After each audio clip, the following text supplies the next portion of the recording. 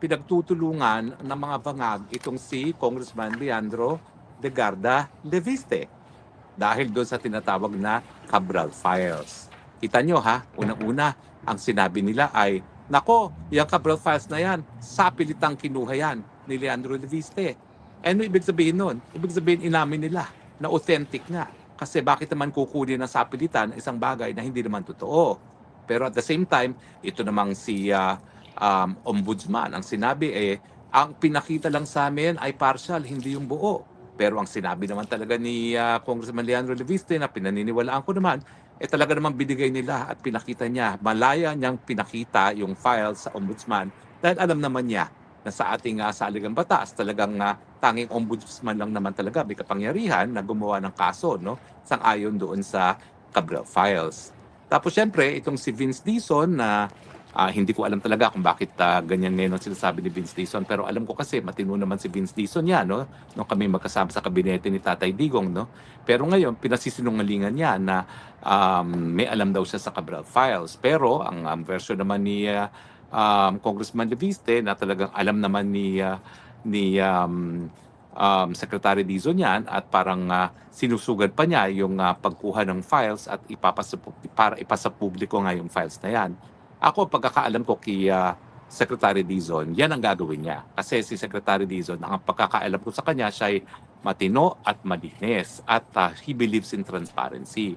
Kaya nung sinabi niya na talaga may basbas pa nga yan ni Secretary Dizon, walang kaduda-duda yan na yan talaga ay binasbasan ni Secretary Dizon. Hindi ko lang alam kung bakit ngayon ay umaatras siya at sinasabi niya na hindi niya ino-authenticate yung mga dokumentong yan. Obviously, kaya yan na siguro sinusuppress ngayon to the point na hindi pa pinayagang mag-privilege speech itong si Kong Leviste sa Kongreso nung huling session ng Kongreso ay dahil gusto nilang isuppress kung anong nilalaman ng Cabral Files.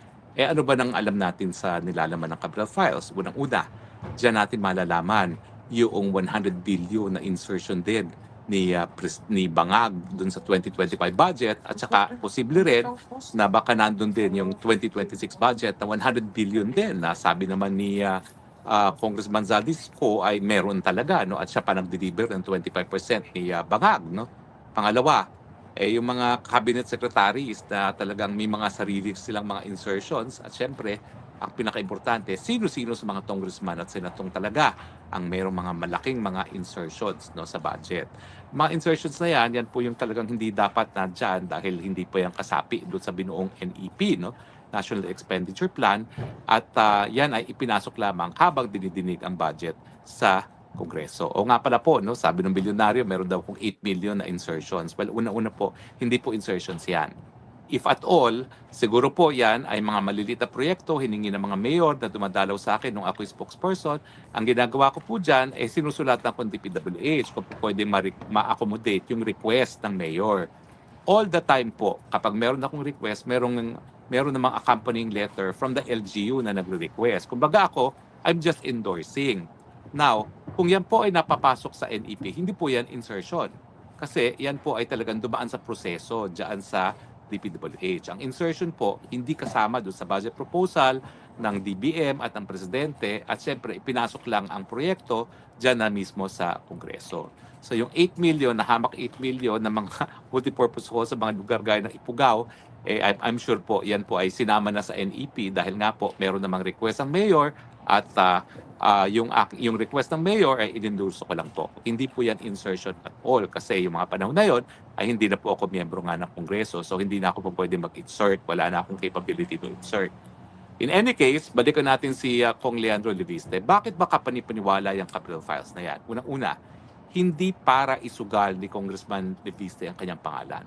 Huwag niyong kakalimutan, hindi lang naging gobernador ang tatay niya na Leviste, hindi lang yan isa sa pinakrispetadong politiko ng Batangas, ang nanay niya ay si Loren Legarda. I am sure that Loren Legarda is also guiding itong si Congressman Leviste. At si Loren Legarda naman po, isang bihasang mamamahayag, so hindi yan papayag na yung anak niya ay magpapasabog ng isang expose ng walang dokumento. At ang dokumentong hawak nga niya ay yung Cabral Files. At sa tingin ko, bilang isang bihasang pamamahayag, itong si Loren Legarda mas agreed na authentic yung hawak ni Congressman Leviste. Pangalawa, bakit naman masisigurado na authentic yan? Kasi tapatan lang po. Si Loren Legarda, naging chairman din po ng Finance Committee ng Senate. Ibig sabihin, naging head din po siya ng Appropriations Committee ng Senate. She had a long time association with Yusek Cabral. And tapatan lang, lahat naman po talaga ng mga request ng mga mambabatas ay dumadaan kay Yusek Cabral. So kung ano man ang mga naging request ni Loren Legarda, at siguro siya na ay isa sa record holder sa pinakamaraming beses na nagsilbi bilang isang senadora, ganun katagal sila na nagkaroon ng relasyon ni Yusek Cabral.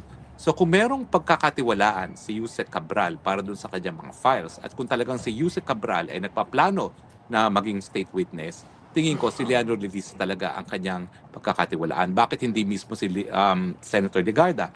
Well, unang-una, si Senator Legarda ay isang bihasang politiko.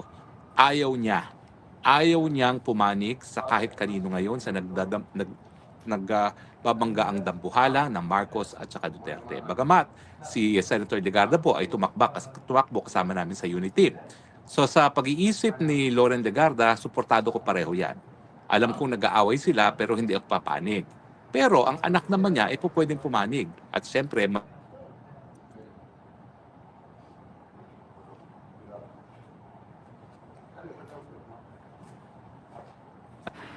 talagang maninindigan na isiwalat ang katotohanan kung hindi talaga siya nagdesisyon na talagang dito na siya sa panig ng mga Duterte, no? At siyempre, habang lumalabas ang mga expose niya, ang mga tinatamaan ay ang Bagag administration, no? So sa akin, malinaw po na talagang si Leandro Leviste would have received advice from a very seasoned journalist na wag ilabas yan kung sa tingin niya ay walang means of verifying it or authenticating it. So sa tingin ko, it had the benefit of the wisdom of Senator Legarda, not only as a senator pero also as a journalist na authenticated yan, pwede mong gamitin yan. Pangalawa, pinagkakatiwalaan talaga ni si Yusek Cabral kung hindi si Congressman na Leviste, kundi yung nanay niya because of the very long relationship that they've had. At ang duda ko talaga, si Yusek Cabral may not have been innocent. Hindi siya inosente, talagang kumita rin siya. Pero alam naman niya na yung kanyang pagkakakita ay incidental lamang. Na ang tunay na mga kumita ay yung mga politiko na nagsisimula nga sa presidente mismo. Sa tingin ko, kaya talagang sinusupil nila ang Cabral files na yan dahil alam nila ang tatamaan walang iba kundi ang presidente.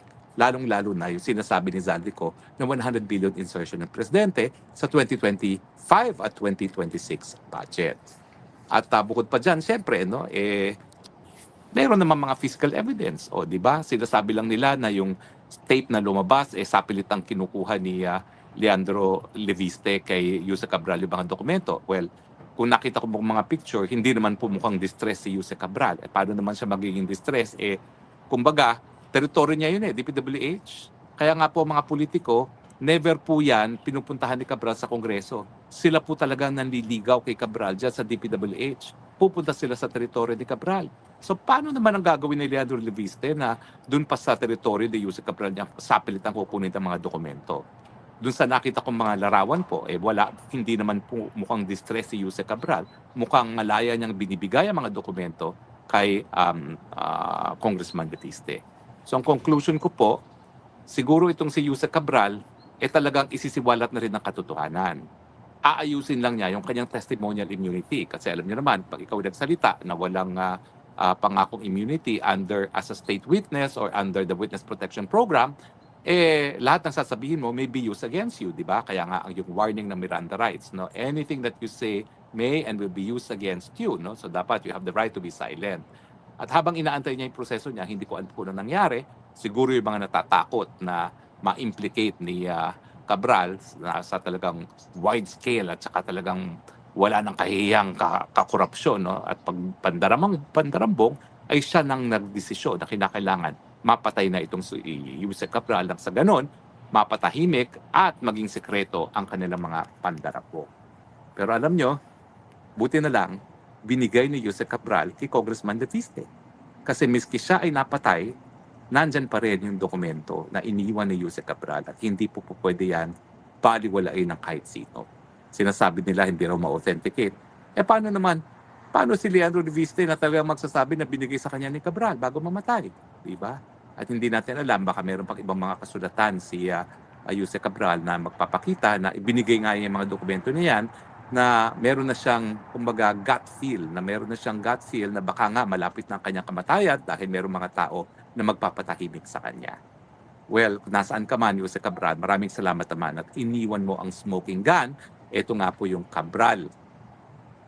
the Cabral Papers, no? At dahil dito, malalaman namin talaga bilang mga mamamayan kung sino talaga ang mga pinakawalang ya sa gobyerno na talaga naman pong yumaman dahil nga po sa pondo ng DPWH. Well, maraming salamat Jose Cabral at maraming salamat Congressman Leandro Leviste. Alam ko, bagito ka at bagamat ang nanay mo isang napakabeteranong senador, syempre alam ko na alam mo rin kung ano yung risk na ina-undertake mo ngayong linalabanan mo mga napuhalang mga magnanakaw sa gobyerno. Buti na lang po merong Leandro Leviste, buti na lang po merong Kong Miao Miao, itong dalawang kongresista nito nagbibigay sa atin ng pag-asa na meron pa talagang pagkakataon ng Pilipinas na umunlad dahil darating ang panahon na ang mga leaders natin ay gaya ng mga kabataang kongresista, Leandro Leviste at Congressman Braganza.